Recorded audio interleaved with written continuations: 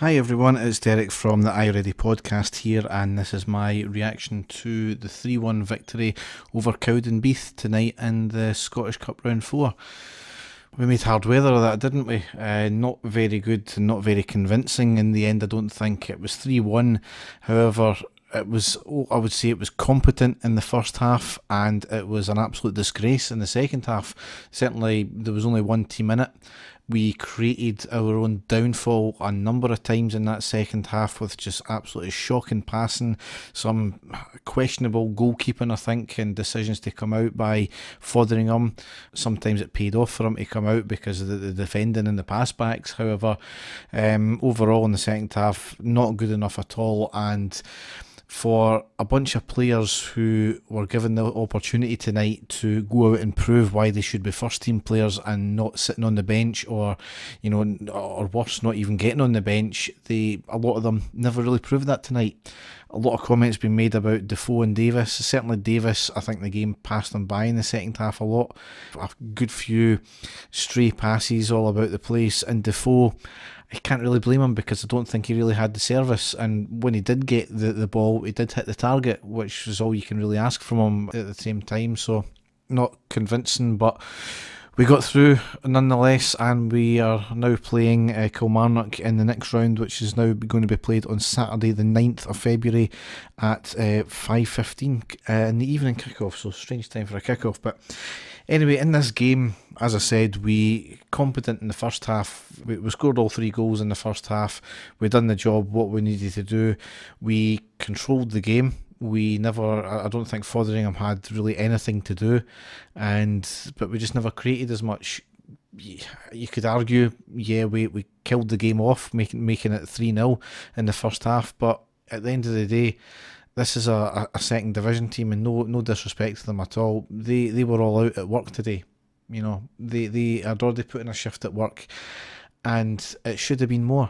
It really should have been more, and I know it can be difficult sometimes when you're playing against a team who largely just defend, which they did do, but you know, we've got the quality in their part-time team at the end of the day. It should have been 6 or 7 in the first half, and again, that's no disrespect to them. I really don't think we created enough, and again, that's one of the problems with our team. As we get to the final third, and we just don't put opposition keepers under enough pressure.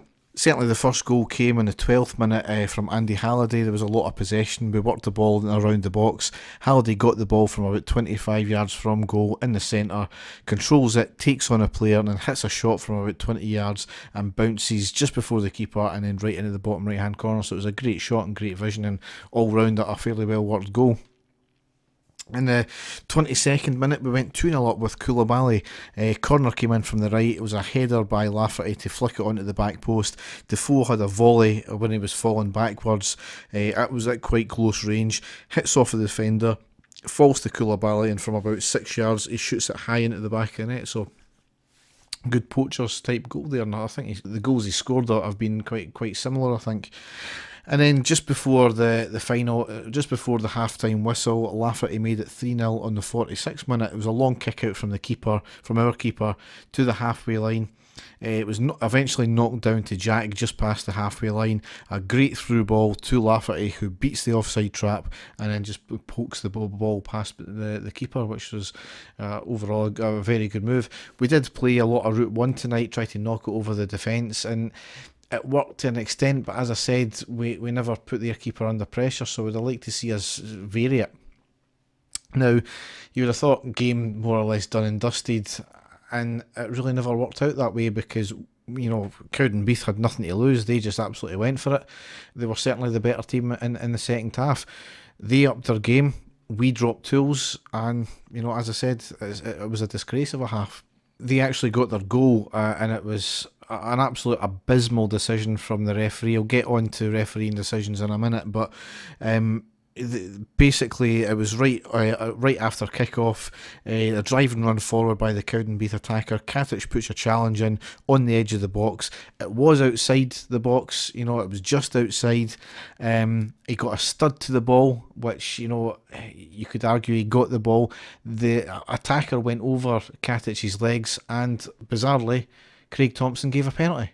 I mean, it's absolutely baffling. Everybody could see it was actually the initial foul was outside the box, which continued into the box. You know, that's a free kick. That's not a penalty.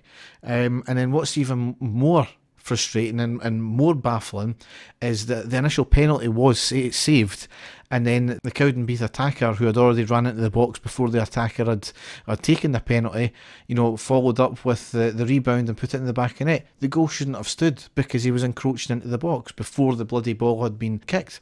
Absolutely shocking decision. Now, in terms of decisions as well, there was a blatant handball in the first half by Cowdenbeath where I think it was Lafferty knocked the header down into the box area, and the defender moved his arm into position that clearly smacked off his arm.